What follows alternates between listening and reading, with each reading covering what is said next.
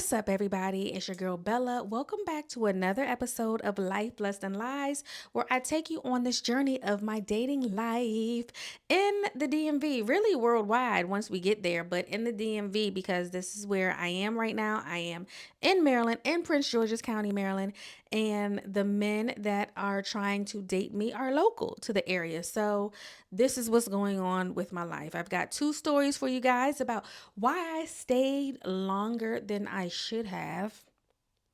But we're going to start this episode.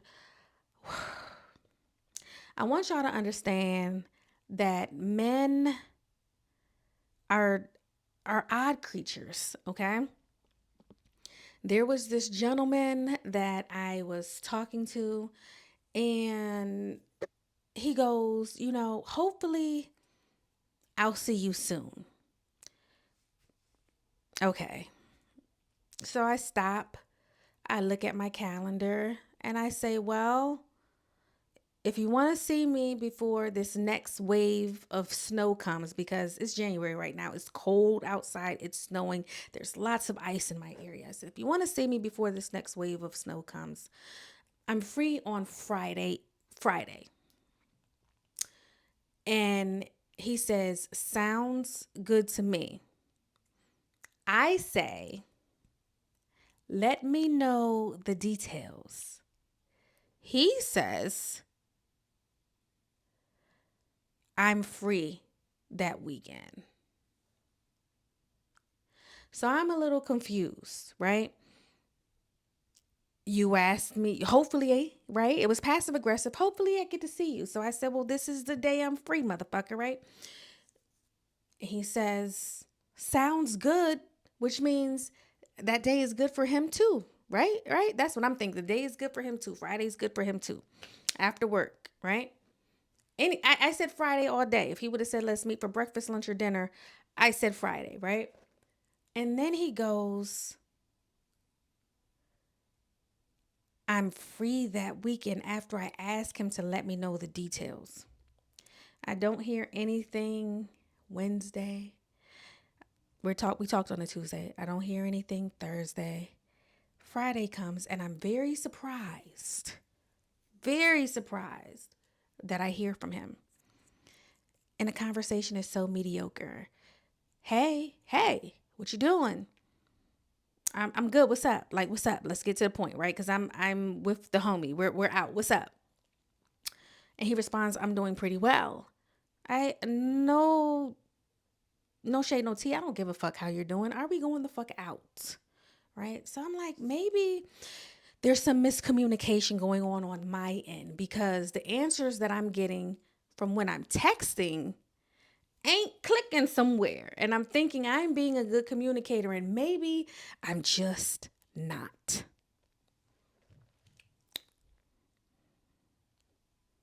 Have y'all liked this yet? Make sure y'all are liking my videos, okay? Make sure y'all are liking my videos. I gotta do my own fucking commercials because y'all be watching my shit, but y'all don't be fucking liking my videos. Make sure you like this video right now, okay? Anyway, I call him and I'm like, hey, what's going on? Like, are we meeting up later or not? He was like, huh? I said, hey, like, are we going to meet later? Like, we texted. I said I was free on Friday. You said, okay. You're texting me on Friday. Are we meeting? I need to, like, I'm driving. I can't text back and forth right now. Like, what's up? So he was like, you said a whole lot. As soon as I answered the phone, you said a whole lot. I'm like, what? He said, I just got back to work today after being home for 3 days and it's a lot. You know what I'm saying? I'm trying to catch up on some work. So I'm going to call you at 3. I said, okay. Didn't hear from him the entire evening. All right. Y'all know I put episodes out on the 15th and the last day of the month. Today's January 31st. It's the last day of the month. I did not hear from him the rest of Friday, and which was yesterday. So of course, this morning he was blocked, right? Because who the fuck you playing with? Whose time are you playing with? Not mine, right? I'm not going to give you the chance to be mediocre a second fucking time. I'm not gonna give you the chance to be a fucking pen pal at this day and age. Either we're going out or we're not, right? And obviously it was a not. And this is what the fuck I'm dealing with in this area. This is what the fuck I'm dealing with. And it's just like, why ask for my number? Why exchange numbers? Why say you'll hopefully see me? And then there's nothing. And I'm starting to wonder what's not fucking clicking with these men when they say certain things, right? So I hit my homeboy. Well, I take the screenshots and I send them to my homeboy. I'm like, what am I not communicating correctly? What's going on? He was like, man, fuck that nigga. And that's basically what it is. So, he's blocked, but that's what my dating life is like right now. I haven't been on any dates since the 15th. I honestly don't think that I've really honestly been busy, but that hasn't stopped me from going, here or there, a little bit everywhere, and making sure I'm being seen and making sure that I look nice and that I look approachable. Because oftentimes when we are out and we're busy, like we're on a mission, I have to grocery shop for the snow. I have to do this. I have to do that. We are laser focused. It's like you might not even notice you have a grimace on your face. You might not even notice you have resting bitch face. And so I am being very cognizant of what my face and my body language looks like when I'm outside, purposefully, so I could get hit on. So I can go out on some dates, so I can have fun with life. In this thing called life, looking for a significant other, right? And it's just not happening. And ugh, ugh. Like it's not putting a bad taste in my mouth, but I'm like, ugh, like why? On paper, men look good. On paper, men look real good, right? So he's like, um, 38, 37, 38, no kids, lives on his own, has a job, has a car, works out. You know what I'm saying? But something's not clicking. And it wasn't me. And the reason why I choose to always, always, always document what's going on, because I don't want you guys to think that I'm making this shit up. This is why screenshots are on the screen. This is why I am telling y'all this shit in real time. Every every everybody isn't gonna hit it off. But stop wasting people's fucking time and being a fucking weirdo in the process of dating. Men will often say, yeah, women. Oh, I forgot he texted me after we hung up talking about something. Are you okay? Bitch, are you? I'm more than okay. You're not communicating in a manner that a 38-year-old should. So what the fuck are you talking about, nigga? Is you okay, right? That's what fuck is you fucking okay? Like, and I really try hard not to be a sass pants, and that's why I picked up the phone to call, because nigga, what the fuck is you talking about? Is we going the fuck out or not?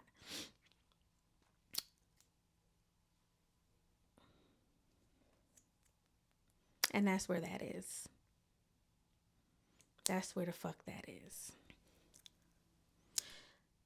So, if you notice, the title of this particular show was Why I Stayed After the Coma. And this is all about me. This has nothing to do with anybody else but me and how I felt about me. Okay? I just want that to be known as I go into this story. 2023, y'all know my story. I'm always going to tell it. In 2023, I went into a coma because I had the flesh-eating bacteria, and I got it. I contracted it from the waters of Fort Lauderdale, in Florida. There was a CDC case. Several people from the East Coast died from going down there and contracting the same thing. There were also several people in my CDC case that lost limbs. Thankfully, with the doctors from St. Agnes. I was able to survive with all of my limbs and most of my mind intact, besides the side effect of short-term memory loss that comes with a coma. I was in a coma for 3 days, and people be like, "Oh, you was only in a coma for 3 days," because they're used to hearing rare stories about people being in a coma for years. I was intubated in a coma. Now, when I went into that coma, as quiet as it's kept, right? I was in a situationship.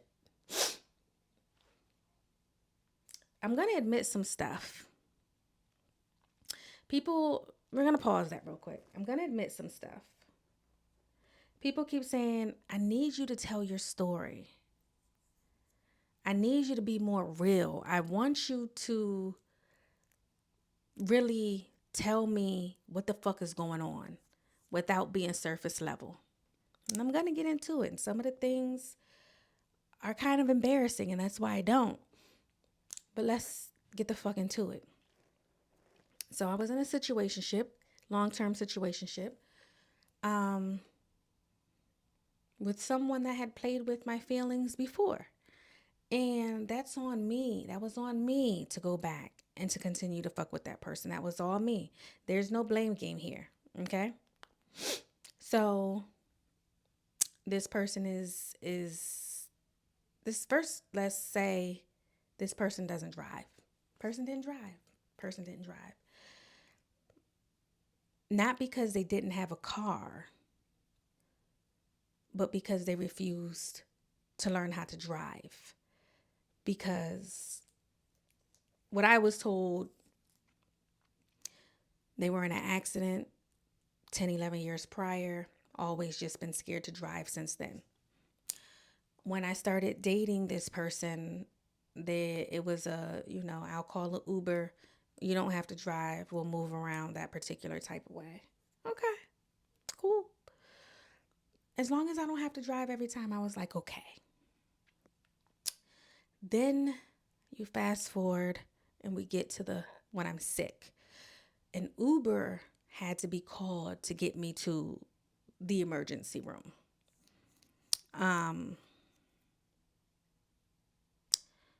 Uber had to be called to take me to urgent care. I went to urgent care at Kaiser. Kaiser said, bitch, you're dying. We're taking you to the ER. Get to the ER. I am really dying. And they said, yeah, so you're about to get intubated and you're going under. Like, it was all less than an hour of me getting to the ER into when I was intubated and out of there. Okay. When I say out of there, I mean in a coma. So this person didn't drive.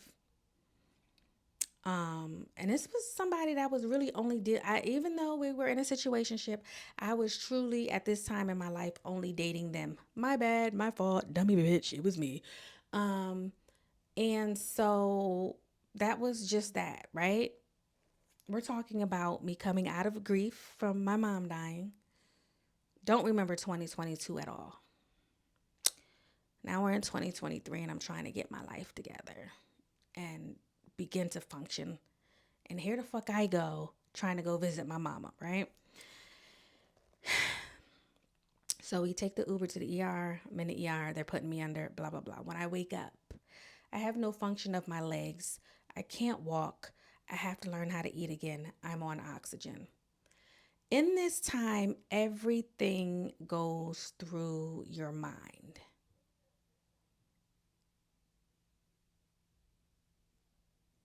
How the fuck am I going to rehab myself? I lived in Baltimore City, literally downtown, in a row home that was turned into apartments. My apartment was on a historic block, which means there were certain things that couldn't be done, which means there was no elevator. My apartment was a 2-level apartment, and it was on the 3rd and 4th floor, all steps. Okay. I have to learn how to walk again. And I'm not saying this person wasn't there, but there were times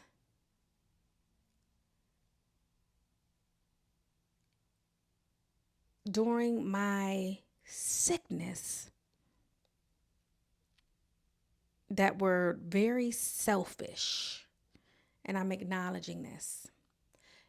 And before I move forward, I just want to say I feel as though the universe made me get sick.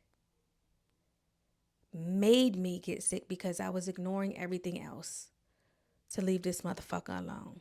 Okay? So I have to learn how to walk again. They're coming into my room. I'm doing physical therapy. What's the other therapy I was doing? What they got? PT and occupational therapy. You know, we gotta get the motor functions back together. We gotta get the legs talking to the head. Gotta get the hands talking to the mouth. We got to do the things. Okay? I can't wash my ass, y'all. My sisters, I can't even call them friends. My sisters, okay, were there washing my ass. And I'm gonna get to the point they're washing me, and I'm like, I'm with a walker. I have to figure out how the fuck I'm going to get up these fucking steps. So in my mind, I say, I just want to go to rehab. My doctors and my therapist are like, you need to go home and rehab yourself. If you go into one of these centers, you're going to fall into a depression. Baby, I was in a depression. And you're not going to do well.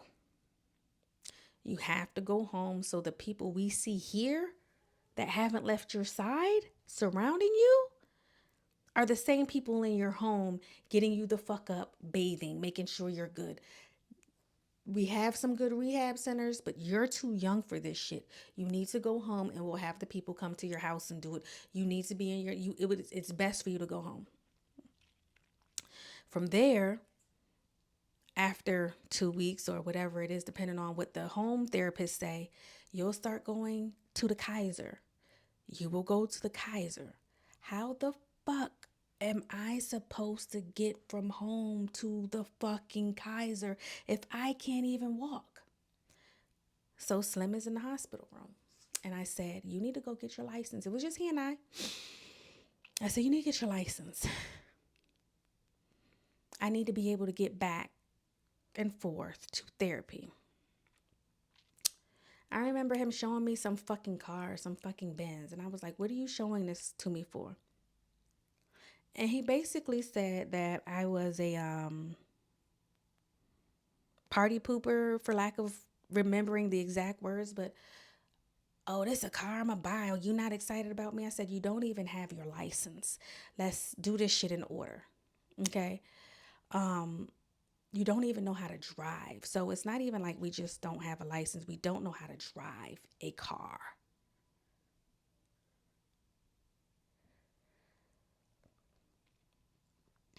And the motherfucker didn't even go to driving school or get a license to be able to drive me back and forth to physical therapy. And in your head, you're like, bitch, why did you stay? That's the purpose of this episode. Why did you stay? When you wake up from a coma and you barely remember shit and you can't feed yourself and you can't wipe your own ass and you can't walk down the hall and it takes you so fucking long to get up and down the steps, and I'm crying and I'm shaking and I'm... One thing people fear, one thing I can't say people, because this is about me, feared of being alone. The reason why I stayed is because I feared being alone. I did not know what my future in rehab looked like. I did not know what the foreseeable future, love life, emotional support looked like. I'm walking down the street at 39 years old with a cane. I'm walking barely into physical therapy. Who started taking me to physical therapy? My Aunt Lily. Because this nigga didn't go get his license when I was in the hospital. Why did you stay, bitch? Why did you stay? I was scared to be alone. I didn't know how long I was going to be rehabbing. The signs were there prior to leave. Again, I'm telling you,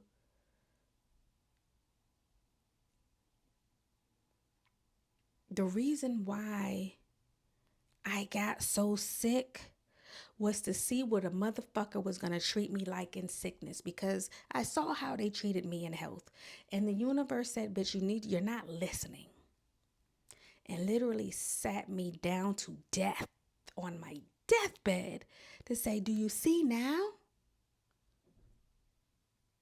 Do you see now, bitch?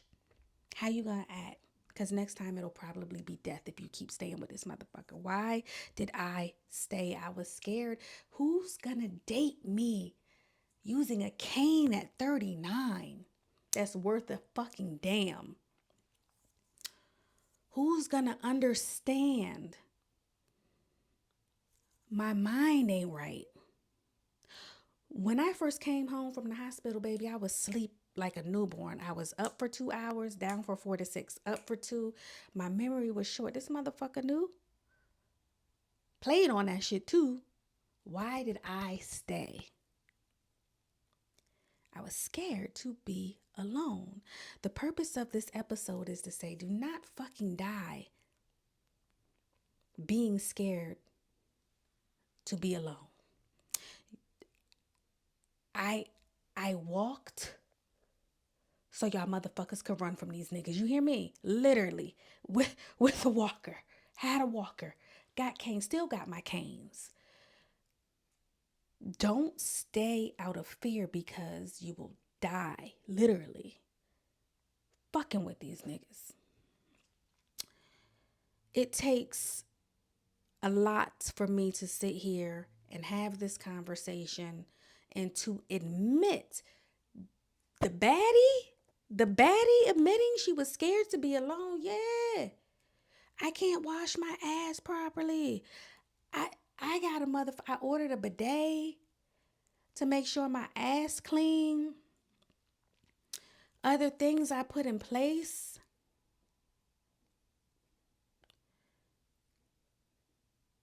Came home from the hospital sometime in August.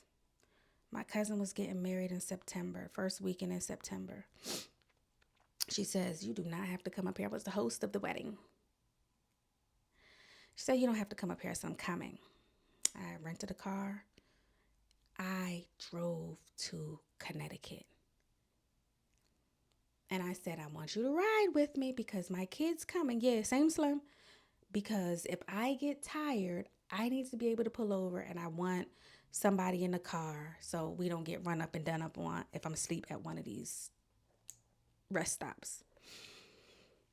This is the last little part of it. I'm hosting. I'm seeing the disposition change at the table. He's at the table with my aunts, the main joints. So I see the disposition changing. And I'm like, what's going on? What's up? What happened? So, you know what I'm saying is, you told them I didn't drive up here. So I didn't tell anybody anything. Because, motherfucker, that shit is embarrassing that I had to drive my own self up here and I can barely fucking walk. I had a cane at the fucking wedding. Think I left it in the car, but so I'm not taking no pictures with no fucking cane at my cousin's fucking wedding. And I'm like, what's up? So he was like, yeah, so they asked how the ride was. And as it came out in the conversation, he was like, oh, I didn't drive. She did. So now my family's like, what the fuck you mean my niece drove? What the fuck you mean my niece drove? My cousin drove, et cetera, et cetera. I never said anything. Now, motherfucker, had you got your license when I asked you 2 months ago, we wouldn't be here. You also wouldn't feel some type of way if you did what the fuck you were supposed to do as a man, to take care of your woman while she's sick. Why the fuck did I stay? I needed a temporary hold Why the fuck did I stay? Because I didn't think nobody else was going to want me when I had a fucking walker. Why the fuck did I stay holding on to a piece of a crumb? I'm not going to say I didn't love myself because I had the confidence.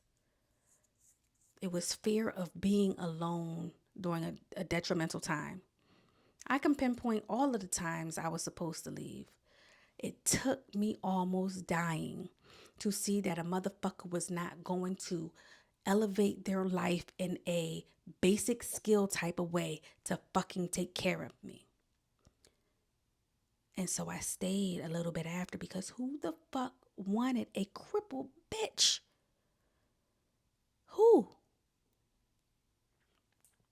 Don't be me. Somebody will want you.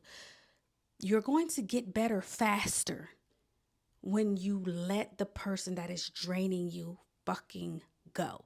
You're going to heal in a magnitude of ways when the person that is killing you is let go. What do they do when you have a limb that is dying? They cut it off. The universe cut off what I no longer needed. And that's why I stayed after I knew, right? It wasn't fair to me. It wasn't fair to them. That shit should have been done. When I left that hospital, that shit should have been done then. But I stayed because I said, who gonna eat some crippled pussy? Gotta make the joke so you don't fucking cry, right? Who's gonna be so patient with me and understand that I need help washing my feet? Who's gonna be so patient and understand?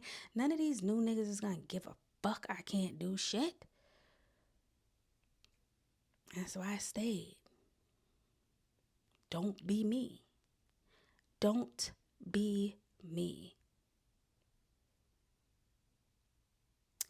I love y'all. I thank y'all for listening. I hope this was what have some of y'all have been searching for. Y'all wanted some real. Y'all wanted some raw. Y'all wanted something deeper. The stories. Yeah, I'm still dealing with bullshit, but I know to block them motherfuckers now, right? I'm still dealing with bullshit, but I'm not in fear of being alone, and that's why I can block them motherfuckers now. You see how I took the two and put them together? I am not fearful even on my worst day, even when I am sick of being the fuck alone, and I'll never be that low in my life again because I already did it. I don't have to do it twice. I walked so y'all can run from these niggas that's not going to do the things to elevate you when you're sick. Are y'all hearing me? When you see the first red flag, when that bitch goes from green to yellow, run.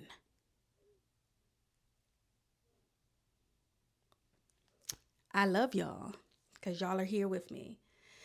I appreciate y'all, and welcome back to Life Less Than Lies 2.0. I'll see y'all on the 15th.